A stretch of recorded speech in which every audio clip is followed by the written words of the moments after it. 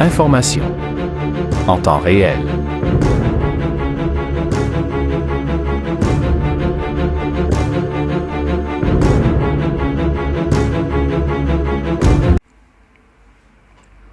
Shalom, shalom, peuple de Dieu. Grâce soit rendue à notre Dieu pour cette opportunité qu'il nous donne encore en ce jour. Shalom à vous qui nous suivez pour la première fois. Shalom, shalom. Merci de continuer à nous faire confiance en vous connectant à cette page, une page à faits divers, mais qui pour le moment vous informe en temps réel de l'affaire qui oppose Papa Amos et Papa Alain Olangui ici à Bruxelles. Nous avons vraiment eu le temps de vous relater cette affaire en long et en large par la grâce de Dieu, de la manière dont elle se présente, vraiment à l'état brut. Nous nous sommes exercés aussi à faire le récapitulatif de choses telles qu'elles se sont produites ici à Bruxelles et qui ont aussi leur importance d'être dites, pour justement vous amener à comprendre ce qui s'était passé et ce qui va se passer par la suite. Voilà pourquoi, depuis les épisodes précédents, nous avons repris l'histoire dès les débuts dans le but de vous apporter une connaissance approximative et de vous faire vivre ces événements comme si vous l'avez vécu vous-même. Et je pense qu'à cette allure, vous aurez une meilleure vision de choses et vous comprendrez mieux où nous en sommes. Car évidemment, nous ne pouvons pas parler de ce qui se passe actuellement sans pour autant que nous revenions un peu en arrière, relever certaines choses commises et qui ont de retombées actuellement. Loin de nous l'idée de mentir ni de nuire à qui que ce soit, mais nous apportons par la grâce de Dieu des explications vraies, mieux des éclaircissements clairs. Vous allez remarquer tout au long de nos explications, nous aurons nos appellations propres à nous, telles que Papa Amos Tata, Papa Alain Président, Papa Ephraim Juriste, le faiseur de troubles, y compris les juristes, les Atalakou. Voilà, la fois dernière, nous nous étions arrêtés où j'avais dit que nos bien-aimés étaient partis adorer dans leur salle à 112 après avoir saboté notre culte d'adoration ce dimanche-là. Alors, le dimanche de la séparation passe. Au courant de la semaine, la police envoie une note de fermeture momentanée de la salle à Tata. C'est-à-dire, tout le dimanche, la salle devrait rester fermée pendant 2 mois. Donc, du 22 octobre 2023 au 22 décembre 2023, le bourgmestre avait pris des mesures en interdisant que la salle soit utilisée le dimanche. Sauf du lundi au samedi, il nous avait été permis d'utiliser le bâtiment pour nos différentes activités spirituelles sans problème. On était donc soumis à cette décision car le trouble de ce jour-là, que j'appellerai des troubles à l'ordre public, puisque c'est le nom qu'on emploie pour ce genre de manifestation. Ces troubles donc du dimanche dernier avaient dérangé les habitants d'à côté. Ils n'avaient jamais vécu une telle chose, puisque lorsque le bien-aimé chantait, criait, avec tout l'attroupement qu'il y avait, tout ce bruit-là dérangeait fortement. À part le voisin qui était dérangé, ce même trouble avait perturbé la circulation de voitures et avait aussi occasionné beaucoup de retards de bus dans les arrêts. En gros, c'était vraiment perturbant. Du coup, il y a eu de mécontentement de ce dernier auprès de la police et la police avait fait les rapports au bourgmestre. C'est ainsi que le bourgmestre, chef de police, autorité administrative et responsable de l'ordre public sur le territoire communal, avait pris ces mesures-là. Ajoutez à cela, aussi pour faire descendre la tension qu'il y avait entre les deux camps, le 112 et le 222. Le bourgmestre craignant que ce genre de choses ne se reproduisent, puisqu'il avait connaissance que l'autre groupe était allé louer une salle non loin de celle de la Cité de Merveille. Et il n'était pas, ou il ne savait pas, s'ils allaient encore surgir le dimanche qui suivait, si jamais la salle restait opérationnelle les dimanches, puisqu'on lui avait fait comprendre qu'il y avait des délégations qui étaient venues. Donc, si elles sont venues un dimanche, peut-être qu'elles pourraient encore revenir le dimanche prochain. Il fallait pour la police observer aussi la situation de près. Puisqu'il faut savoir que la police avait dû mobiliser en urgence un dimanche tous les effectifs de la zone de police pour se rendre à la salle. Voilà pourquoi le bourgmestre avait jugé que le dimanche, la salle reste fermée pendant 2 mois, ouverte que pendant la semaine, et nous avons observé ces instructions à la lettre. Et chaque dimanche, la police de surveillance passait à la salle pour vérifier s'il y avait un mouvement ou si on respectait les consignes données. Voilà que nous avons procédé de cette manière-là. On priait la semaine à la salle et les dimanches pendant 2 mois, nous partons louer les salles pour l'adoration. On a continué ainsi. Arrivé vers mi-novembre 2023, Tata reçoit alors une convocation du tribunal lui demandant de se présenter au tribunal auprès du juge en référé. Donc par là, nous comprenons bien que le président avait entamé une action en justice contre Tata. Contrairement à ce qui s'était dit sur Canal CVV, que c'était Tata qui avait amené en premier l'affaire en justice.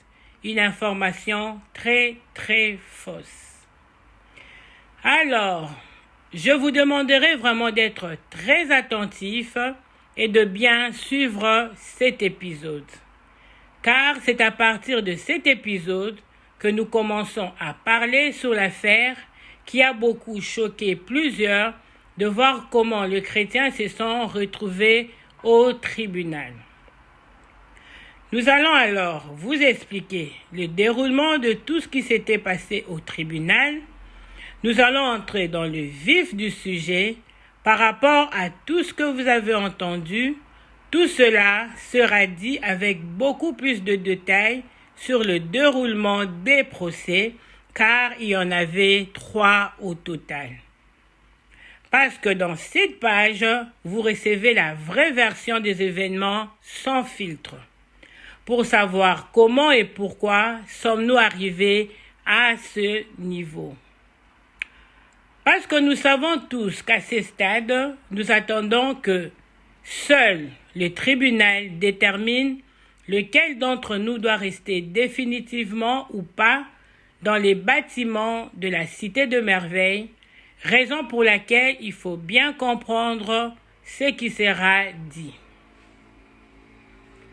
J'aimerais aussi, par la même occasion, vous faire comprendre que, maintenant que nous allons suivre ensemble le déroulement du procès, comme vous l'avez remarqué depuis le début du premier épisode jusqu'à celui de la fois passée, j'ai uniquement parlé de la façon dont les événements se sont succédés. Et maintenant, nous arrivons au tribunal.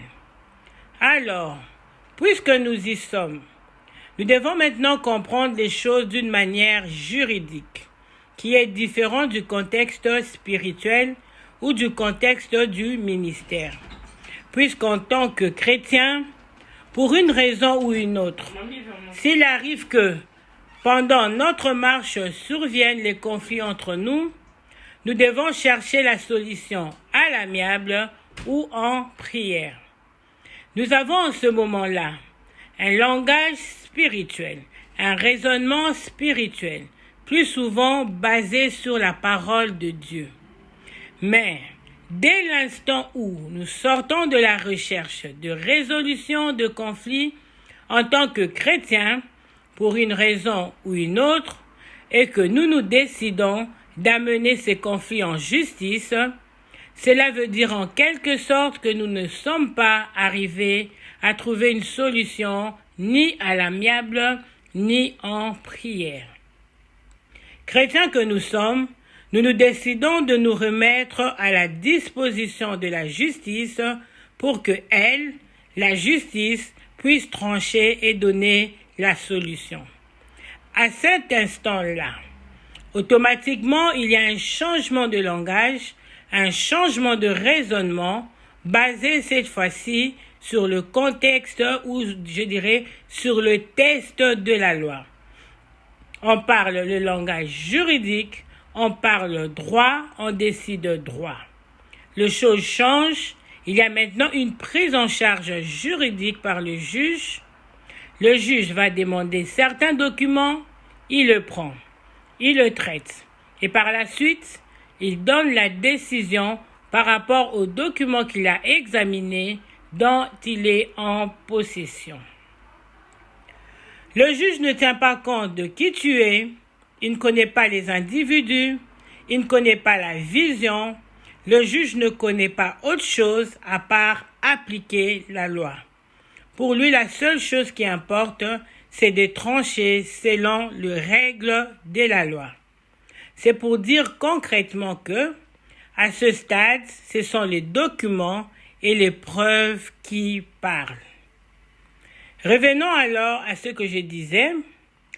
Je disais que Tata avait été traduit en justice par le président en mi-novembre 2023. Il va alors se présenter pour la première fois devant le juge en référé avec son avocat. Le président était là aussi au procès, également avec son avocat, et chacun de deux était accompagné aussi de membres du ministère de deux côtés. Il était question de quoi au tribunal?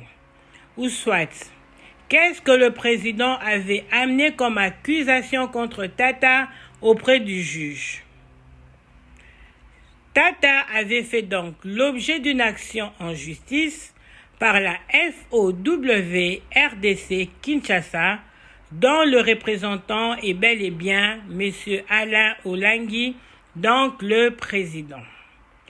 La fondation RDC, ou soit le président, avait poursuivi en premier le couple Amos, donc M. Amos Tata et Maman Amos, en leur qualité respective de représentants de la FOW Kinshasa. En même temps, comme administrateur pour le compte de Tata et Maman en sa qualité de trésorière au sein de l'ASBEL FOW de droit belge, donc siège de Bruxelles. Tata était accusé aussi de la mauvaise gérance du siège de Bruxelles. Il était accusé aussi du manque de collaboration avec Kinshasa, le siège international.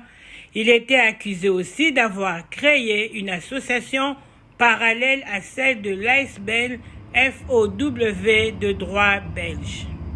C'est comme ça qu'ils ont été cités devant le juge en référé. Ça veut dire quoi un juge en référé? Un juge en référé, c'est un juge d'urgence qui traite les dossiers en urgence.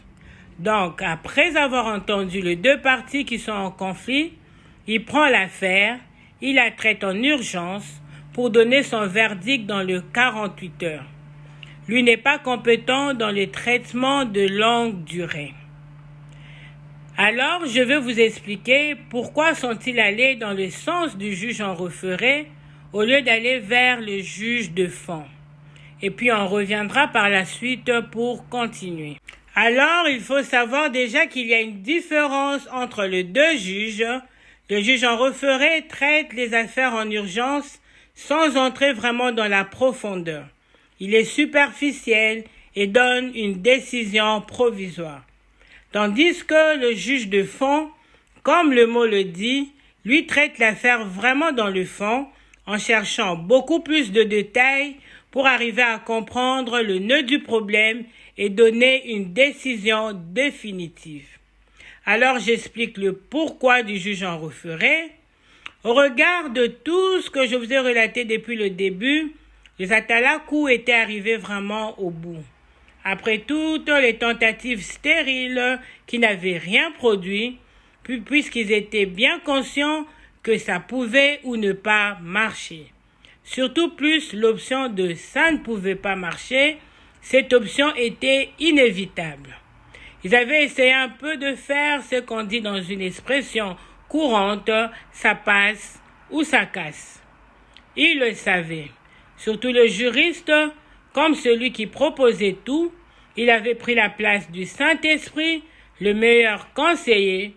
Tout ce qu'il donnait comme conseil était respecté et exécuté à la lettre. Et lorsqu'ils ont finalement constaté leurs résultats néfastes, ils ont cru que Tata allait amener en premier l'affaire en justice. Ils ont commencé en ce moment-là, selon leur pensée, en pensant que si Tata amenait l'affaire en justice en premier, ça allait vraiment être en leur défaveur. Ils ont maintenant accéléré les pas en cherchant comment essayer de ralentir, selon eux, la poursuite immédiate de leurs dégâts commis, puisqu'ils pensaient toujours que Tata allait amener en premier l'affaire en justice, en créant une alternative qui allait d'abord leur donner du temps, tout en étant déjà installés dans la salle malgré le dégât commis.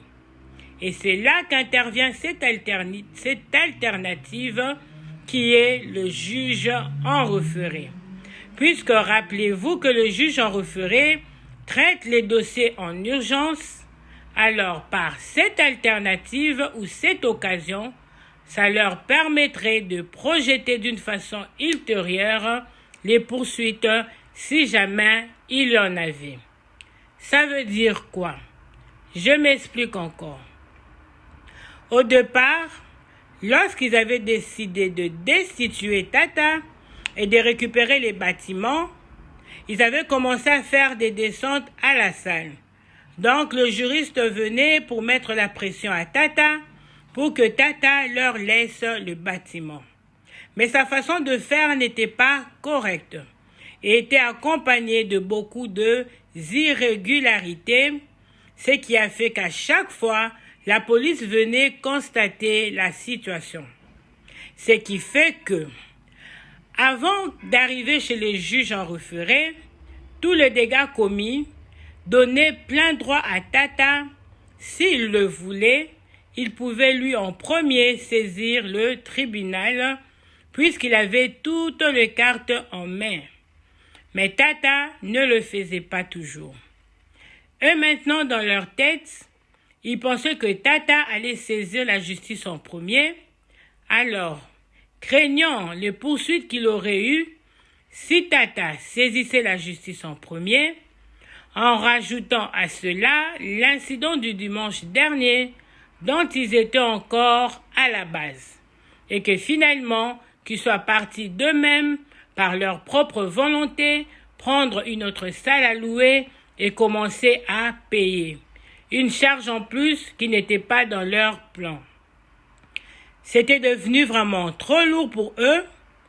Ils s'étaient mis dans une situation compliquée, rien ne marchait pour eux. Alors ils se sont décidés d'aller saisir non le juge de fond, puisqu'ils savaient que le juge de fond entrera effectivement dans le fond pour déceler le vrai problème, qui après avoir décelé les problèmes, ils allaient être, entre parenthèses, poursuivis. Mais comment être poursuivis en ce moment-là, puisqu'ils devaient assurer la prise en charge de bien-aimés qui étaient partis avec eux? C'était devenu compliqué. Il fallait alors allaient dans le sens du juge en référé, parce que pour eux, l'objectif était de passer par une décision du juge en référé pour récupérer et s'installer dans la salle d'une manière urgente, en vue d'assurer, comme je vous ai dit tantôt, une prise en charge de bien-aimés qui était parti avec eux. Parce que le juge en référé, lui au moins, peut traiter les dossiers en urgence et prendre la décision en donnant son verdict dans le 48 heures. Comme ça, en ayant la décision du juge, ça leur permettrait alors de s'installer dans la salle et Tata sera mis dehors de force par cette décision. Et qu'après cela, toujours étant installé dans les bâtiments, entre-temps, Tata, si il voulait réclamer quoi que ce soit auprès du juge, Tata n'allait saisir que le juge de fond, puisque le juge de fond prend généralement beaucoup d'années pour la décision finale. Et quoi que Tata fasse, il le ferait tout en étant dehors de la salle. Et si jamais les tribunaux aussi devaient par exemple prendre des mesures en ce qui concerne tous les dégâts qu'ils avaient commis, ils l'auraient fait bien sûr. Mais au moins, l'avantage qu'ils auraient eu, c'était de rester dans la salle pendant tout le temps que prendra le procès. C'est ainsi qu'ils avaient saisi les tribunaux du juge en référé en espérant que, comme ils avaient 3 documents en possession que je citerai ci-dessous, cela leur permettrait simplement, en se présentant devant le juge en référé avec ces documents en main, dès que le juge aurait vu ce qu'ils avaient entre leurs mains, c'est-à-dire le titre de propriété de bâtiment de la Cité de Merveille, au moment venu, je vous dirai comment ils ont obtenu ces documents-là. Gardons ça d'abord au frais. De 2, le document qui prouve que le président et les responsables de la FOW, en plus de cela, lui-même était présent à Bruxelles et qu'il avait ramené avec lui le 3e document qui est celui de la destitution de Tata. Il croyait avoir les documents suffisants qui leur permettraient ou bien qui va leur pousser de saisir le juge en référé en ayant la ferme conviction que le juge, étant le juge en référé, ne va pas entrer dans la profondeur puisque effectivement il n'entre pas dans la profondeur et que le juge allait simplement se contenter de documents qu'ils avaient ramenés. En sachant aussi que l'audience que préside ce juge ne dépasse pas plus de 30 minutes. Et le juge prend les décisions provisoires et il prononce le verdict dans le 48 heures. Voilà donc l'assurance qu'ils avaient lorsqu'ils ont saisi le juge en référé. C'était une parenthèse. Revenons maintenant à notre histoire de la citation à comparaître de Tata. Donc en mi-novembre 2023, comme je l'ai dit plus haut, le président avait saisi le juge en référé. Et ce qui s'était passé pour la première fois au tribunal était que le président avait évoqué l'urgence pour que monsieur le président du tribunal de première instance de Bruxelles, donc le juge, puisse prendre des mesures provisoires par rapport à l'accusation portée. Et les mesures provisoires demandées par le président auprès du juge en référé consistaient à quoi? Premièrement, le président avait demandé que Tata et Maman puissent être relevés de leurs fonctions au sein de la FOW Kinshasa. Deuxièmement, qu'ils soient rappelés à Kinshasa pour raison de prière, c'est-à-dire Tata, Maman et les enfants. Troisièmement, il a demandé qu'ils puissent quitter les lieux et qu'ils soient remplacés par Monsieur André Maleka. Pour aujourd'hui, nous nous arrêtons là. La suite dans le prochain jour. Si cette vidéo t'a aidé à comprendre encore cette histoire, si possible de que tu sors, rassure-toi que tu t'es abonné, que tu as liké, commenté et partagé. Travaillons ensemble. Encouragez-nous à vous informer en temps réel. Que la paix et la grâce de Dieu demeurent là où vous êtes et que Dieu vous bénisse. À très bientôt.